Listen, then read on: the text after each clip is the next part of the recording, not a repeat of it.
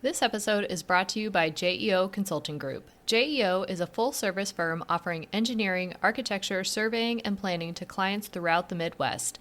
Since JEO's beginnings in 1937, they have grown to more than 12 offices across Nebraska, Iowa, and Kansas. With over 250 employees, they provide innovative and cost-effective solutions for both public and private sectors. The JEO team of professional engineers, architects, surveyors, planners, and financial experts all work in concert with skilled technicians and support professionals to exceed their clients' expectations.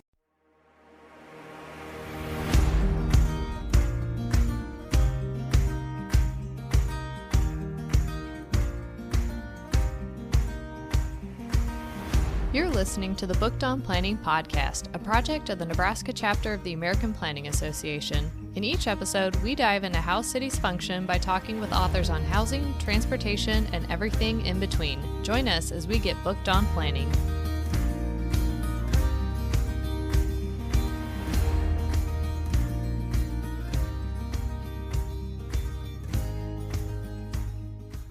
Welcome back, bookworms. I'm Stephanie Rouse. I'm Jennifer Hyatt. And we're the hosts of the Booked on Planning podcast. In today's episode, we talked with Chief Foresight and Knowledge Officer Petra Hurtado about APA's 2026 Trend Report. This is the 100th episode of Booked on Planning, and it also happens to be the 5th year that the Trend Report has been published, and we've covered all 5 Trend Reports now. So we've kept up to date on all the things that our listeners should know about upcoming trends to help them plan better in their daily work. Yeah, I really want to congratulate Petra and her team on 5 years of this report. I think it's very interesting to go back and look through some of the previous reports. This year, I only did the 2 previous, so 2024 and 2025, after reading 2026. But it is very interesting to see what keeps coming through, like AI, transportation issues, housing issues, and then to watch some of the things that kind of fall off. Like there was some agricultural stuff in the 2024 report that didn't make it all the way through. Yeah, I think one of them from last year I really enjoyed was the use of mushrooms to do unique things. Didn't see it again this year, but it's not a strong trend. I'm hoping that there's still a lot of research and information coming on how to use mushrooms in a more beneficial way than just food production. Yeah, maybe in like 3 years, we'll see it in the current trends as opposed to the future trends portion of the report. But one of the things that I really thought was great, and I know you did too, that Petra talked about is all of these trends, a lot of them this year are not like maybe your favorite thing, like data going away, or we are having to find different places for data, or AI coming really fast. As Petra said, looking away is not going to make it go away. So I think it's really important that we look these trends right in the face. Yeah, I think that's the perfect tagline for this episode. Looking away doesn't make it go away. And that's the whole idea behind this trends report, is to look ahead and see what might be coming, what may influence us in our daily careers and our work, and to be able to build the skills necessary to be able to address that and work more efficiently as we move forward. Exactly. So let's get into our conversation with Petra Hurtado about the APA 2026 Trends Report. Well, Petra, welcome back to the Booked on Planning podcast. We're happy to have you on to talk about APA's 2026 Trend Report, now in its 5th year. The new report doesn't repeat trends from past projects unless there were any major changes in the previous trends. What trends had major changes that were addressed again in this report, and why were they significant enough to talk about again? Yeah, that's a great question. And maybe one thing that I want to call out first before I answer your question is that obviously the trends that from previous reports that are still relevant can also still be found in our online trend universe at planning.org/foresight, where really everything gets continuously updated. It's a dynamic trend platform essentially to, keep track of everything else that's not in the report as well. Coming back to your question, so usually some of the bigger topics, some might be mega trends that occur in every report that can be addressed from different angles, or where recent shifts are signaling major changes, are those that, get repeated. So we usually always have something about climate change and environmental issues. In some cases, we focus on positive developments when it comes to innovative technologies or other, new approaches on how to mitigate climate, among others. Sometimes it's about, negative developments, policy changes around that. But climate change is usually always a topic that we have. Similar with AI, obviously AI is evolving so fast and we learn something new almost every day. So that topic never gets old. And then one thing that we also always try to have in the report is really about demographic shifts. In the first couple of reports, there were things like aging population, gender in planning, things like that. And then really since last year's report, we looked into some bigger shifts in terms of what we call the new average or shifting nation, where we really see some bigger changes. Like, for example, we have things like Americans don't move anymore as much in this year's report, which I think is very relevant to planners. So really trying to have some angle on that area as well. And then I would say the other bigger topics where we pretty much in every report have something are transportation and related trends and housing, obviously. Yeah, when we were developing our questions, we just were hitting a lot of questions around AI and wanted to make sure we peeled it back and did a more broader focus. But it seems like AI, especially in this report, is really touching all different categories. So it's touching transportation and housing and demographics. And so it's hard to just have a category probably for just AI trends when it really touches all these other categories. Absolutely. And I mean, we always try to highlight a few things that are really specifically to AI. But then, I mean, as you say, it's like pretty much in every other topic cluster and in every other trend somewhere as well. And in this report, you include scenarios as you have in past reports, but revisited the time horizons and brought the future closer. How does this change how planners should view these trends or the immediacy of addressing the predicted changes? So one really important thing to mention is we're not predicting anything. So you said predicted changes. So really the thing that I'm preaching to everyone in every single presentation I give, and that, obviously my team hears it almost every day, we don't predict, right? So we just use today's facts to help planners really prepare for what the future might look like, but we don't know what it will look like. But yeah, so the scenarios, I kind of like how you phrased it, like moving the future closer. But I think this is really in this year's report, it shows how change is really accelerating around us. And we could have also just decided to, keep our 10, 20, 30-year horizons, because obviously Foresight is about long-term planning, long-term thinking as well. But what we essentially did is we wanted to showcase the drivers of change and the shifts and the trends that are really the most important ones in the current time and see how those might play out. Like, what are the bigger disruptors right now? And it just happened that when we built these scenarios, we realized these things are not so far out. So we really on the one hand, showcase how change has been accelerating, but then also to really focus on what we saw as high priority topics this year. That's how that kind of played out. As we've already talked about, one of the fastest trends is, of course, the use of AI. But I was really curious about how planners can ensure, as we're turning more and more to this tool, we don't lose the human touch of our profession. How can we use this tool without losing what makes us planners? To be honest, I think that this is really the strength of the planning profession in this entire AI conversation. Because while we have many elements in our work that can be done by AI, and we obviously have to figure out which ones those are, but what's really important in our work is the human factor and the interpersonal connections with our community members. And so I don't really see that going away. And what I would highlight as most important for us as planners is to make sure we upskill and we understand these tools. We understand how to use AI in responsible ways. We understand how we can do certain tasks maybe more efficiently with AI and how to really include it in our work so that we can make sure it's really still us as planners who use the tools and that the tools essentially don't replace us. Yeah, I don't see an AI model sitting in a community center anytime soon, right? I don't either. But even on that side, so thinking of upskilling and how we as a profession maybe do utilize AI to make our jobs a little easier, every time I think about it, I just think of that's what I did as a beginning planner when I was a baby planner. So a lot of what we're looking at is what we would maybe consider entry level work, but we still need entry level professional positions. So what's that going to look like as we transition AI, but still need to bring planners into the profession at the start of their careers? That's a great question. And we had a deep dive in the report on what the future of jobs really from entry level to leadership positions might look like. And obviously AI is one big component in that deep dive.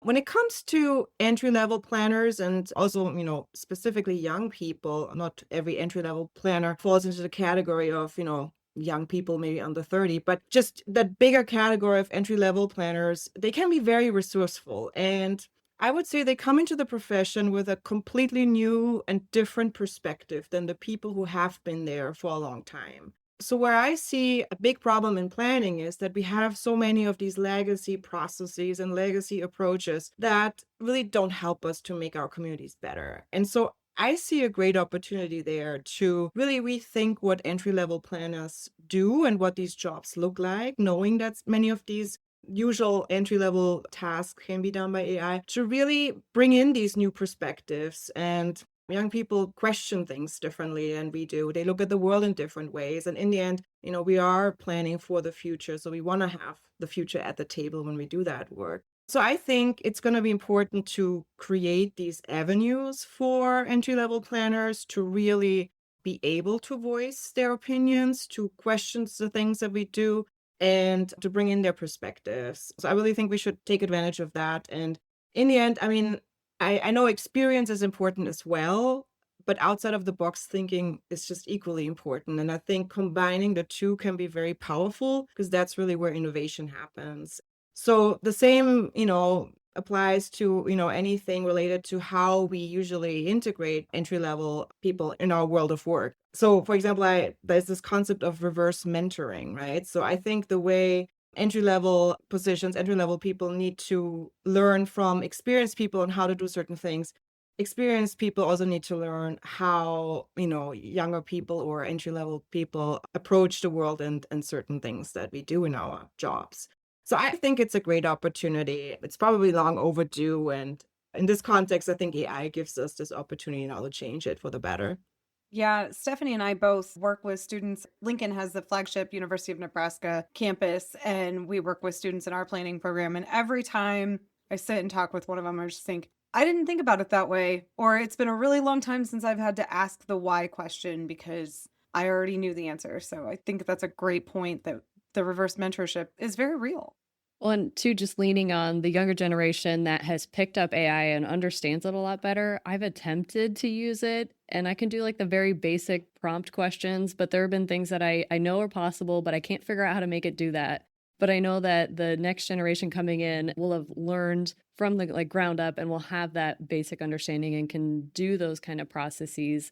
And I had an intern a couple of years ago who was playing around with ChatGPT on how to build kind of a chatbot of sorts to answer historic preservation questions. So to kind of give some preliminary feedback for residents and help streamline that kind of initial phase of working with the city, and something I would have never figured out.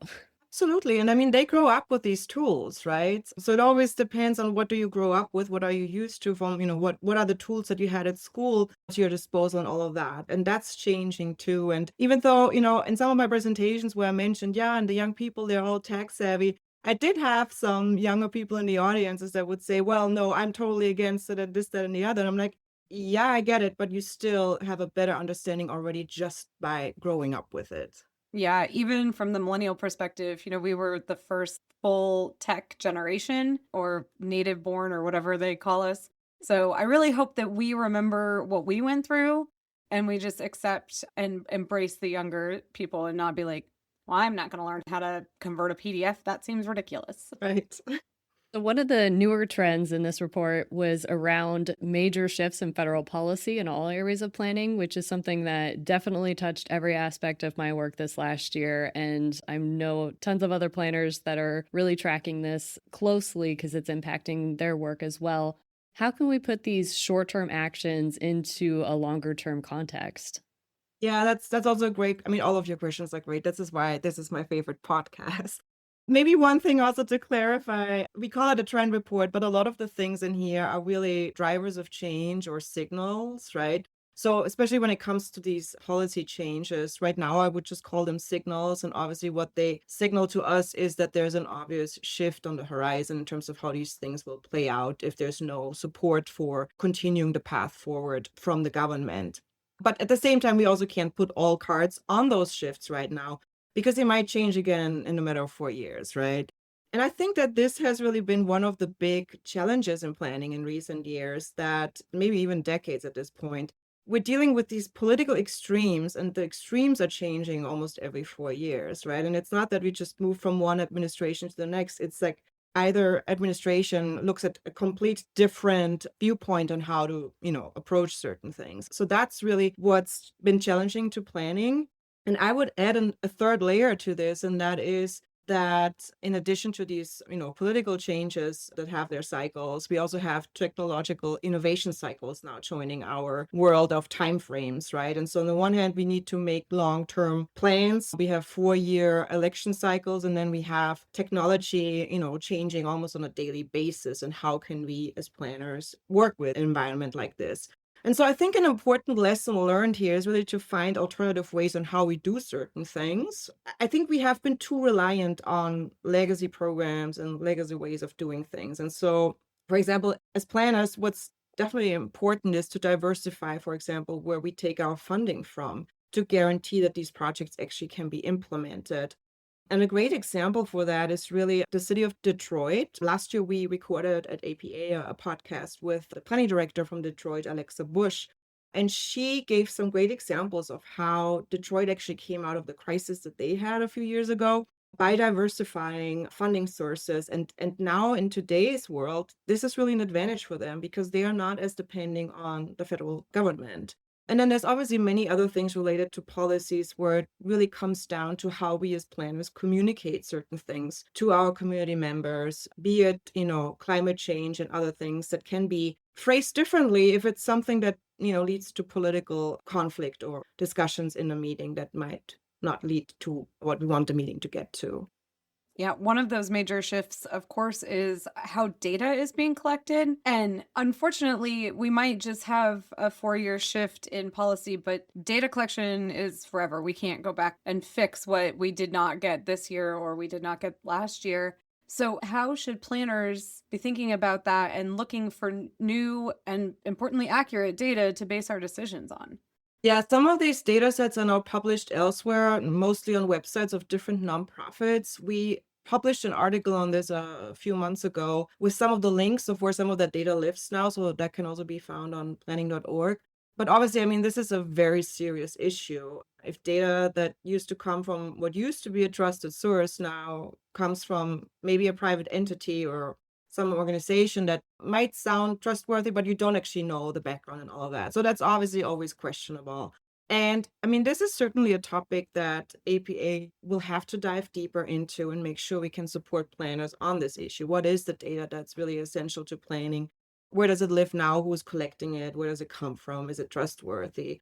But what's also interesting related to this, every year in February, I work with our board of directors and with the AICP Commission with the trend report where we prioritize the different trends and topics in the report to make sure we understand what we need to prioritize at APA based on how prepared we are and how big the impact is. And so in this year's workshop, just last February, the board and the commission actually chose the disappearing data, the misinformation, disinformation as the highest ranked topic. So with that, I can already say this is going to certainly be one of our high priorities at APA for the coming months and probably the next year. Yeah, I think for me, one of the biggest concerns of data that's no longer being tracked is called the $1 billion disasters that NOAA put out every year. So you can track changes and see how all of the disasters that are a result of climate change are impacting us, not just physically, but financially. And I guess I haven't tracked to see where that, if anyone has picked that up and are able to keep running with it. Yeah, and that's also on the list of links that we've provided in that article. I'm happy to share the exact link through your resources if that's an option. Yeah, we'll definitely link that in our show notes along with the Trends Universe that you mentioned earlier. We'll have direct links to both of those. Great. So planning plays a critical role in ensuring safety, inclusion, and belonging in public spaces, but there are some really concerning trends making this challenging. Can you talk about some of these trends and what planners should be doing about it?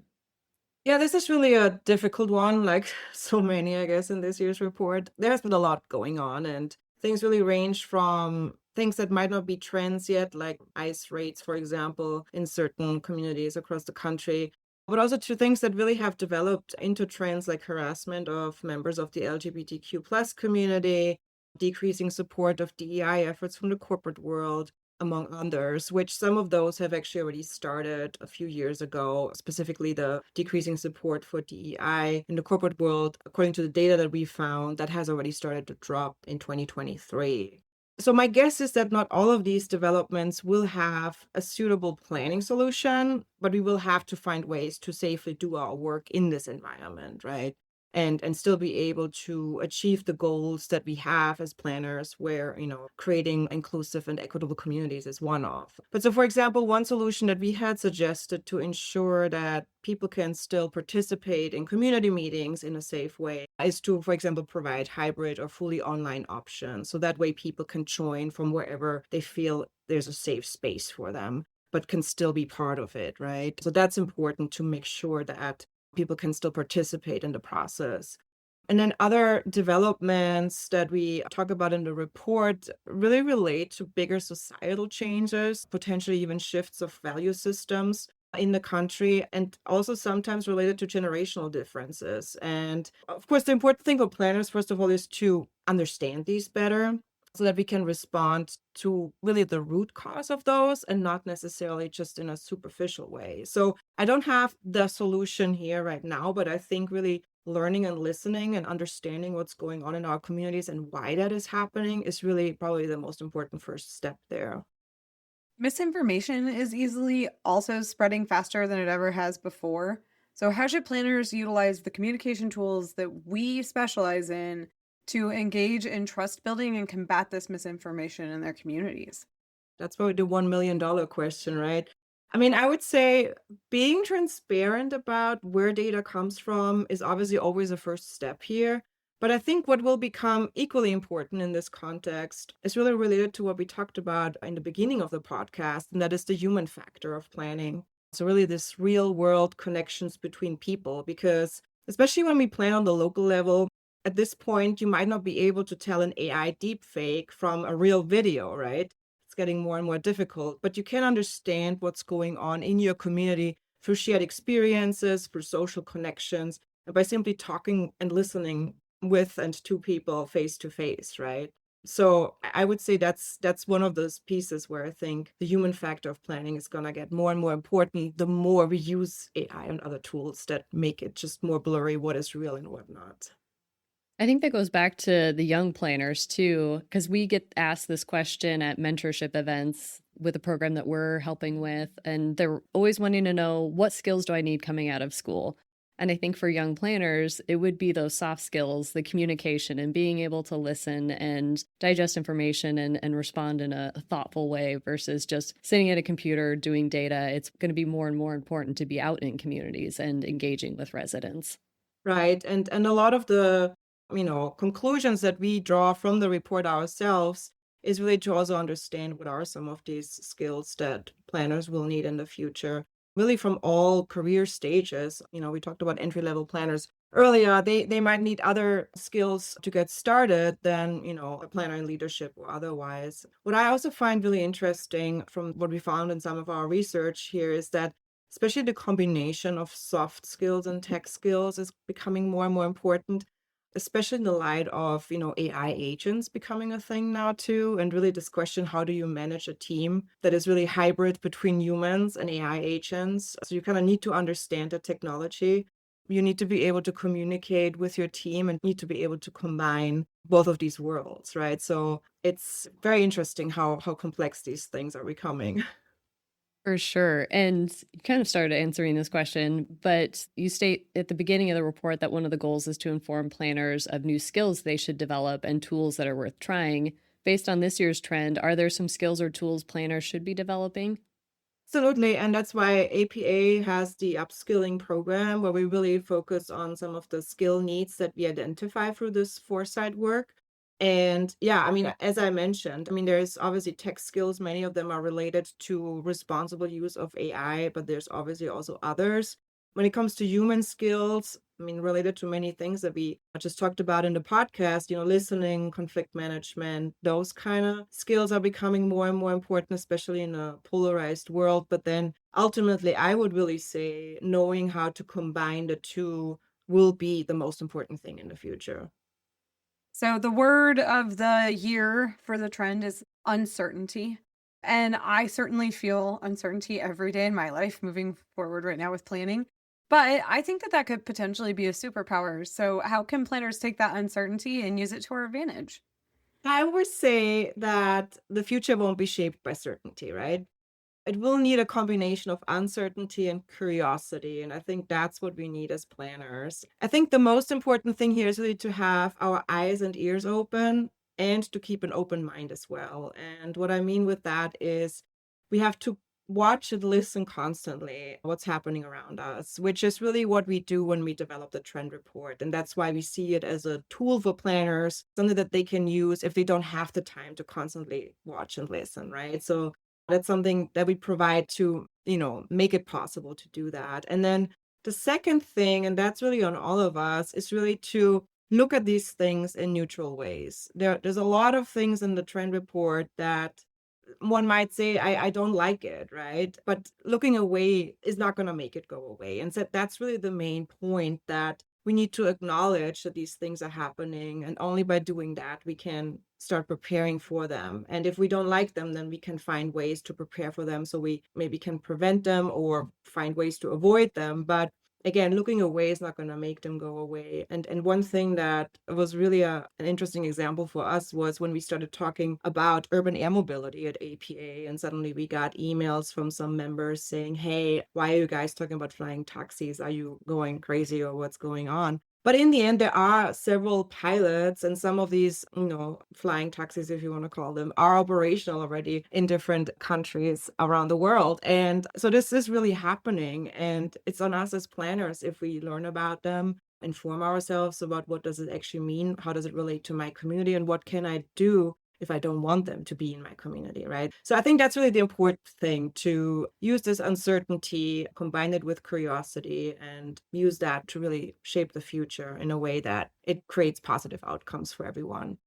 I'm going to use that quote, looking away doesn't make it go away, to my husband, because every time I bring up AI or talk about some way I tried to use it to make my teaching class a little bit easier on myself, he goes off. He hates AI, doesn't want it. But I'm like, it's not going away, so might as well harness the benefits of it. Very true, very true. And this last question, since we've had you on every year with the new trends report, I feel like we could create a trend out of your answer to this question. But as this is booked on planning, what books would you recommend our listeners check out? And that's always really the most difficult question. And I really took some time and thought about which book should I bring. And I brought 3 books with me today because I really couldn't decide for just one. So I have one fiction book and 2 nonfiction books. The first one is the fiction book. It's science fiction by Killian Bradley, The Ministry of Time. And what I liked about the book is that it really brings the past, the present, and the future together. So it is obviously something about time travel, but it's essentially about how people from 15, 16, 17 hundreds were brought into the present time, and then also engaged in some other time travel. But what I really liked about it was that it looks at how we live our lives and what our social norms and values are today, how someone from the 1600s, for example, would be able to comprehend this or not, right? So how do we look from other time zones essentially to how we do things today? So that was really fascinating to me. I think it was really well done. The second book that I have here is the book God is Red by Vine Deloria Jr. And so this is really one thing that we've been trying to do, or one thing that's our learning project at APA, is really to understand how some, indigenous peoples understand time and approach it.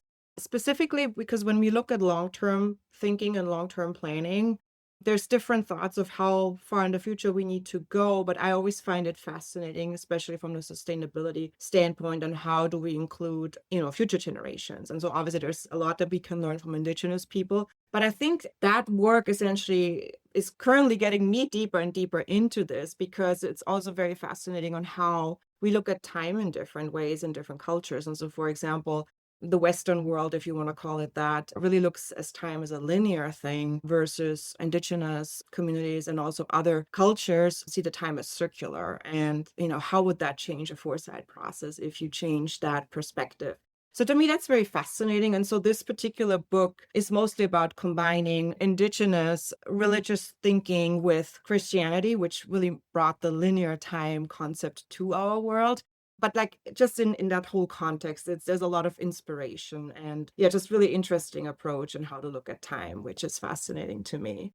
Yeah, and then the third book is really one book that was one of our sources for the deep dive in the report on the future of jobs, and that's the book Work Without Jobs. And I'm totally gonna butcher that name now, but it's by Ravin Jesuthasan. I hope I say that somehow close to what it should be, and John Woodrow.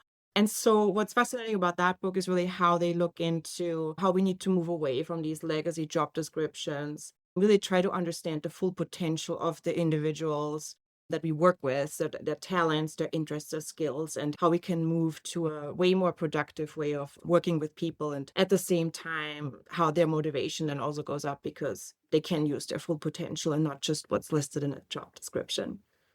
Those all sound like great recommendations. And every time we get a fiction book, I always say this, but we love it when our guests can sprinkle on a fiction book to mix in with all of the nonfiction books that we're all reading. Some imagination is always important. Yeah. Well, Petra, thank you again for joining us again for this year's 2026 APA Trends Report to talk about the new changes. Well, thanks again for having me. We hope you enjoyed this conversation with Petra Hurtado about the APA 2026 Trend Report. You can download the full report on APA's website, linked in the show notes. And don't forget to look for Petra's book recommendations at our bookshop.org page, bookshop.org/shop/bookdownplanning.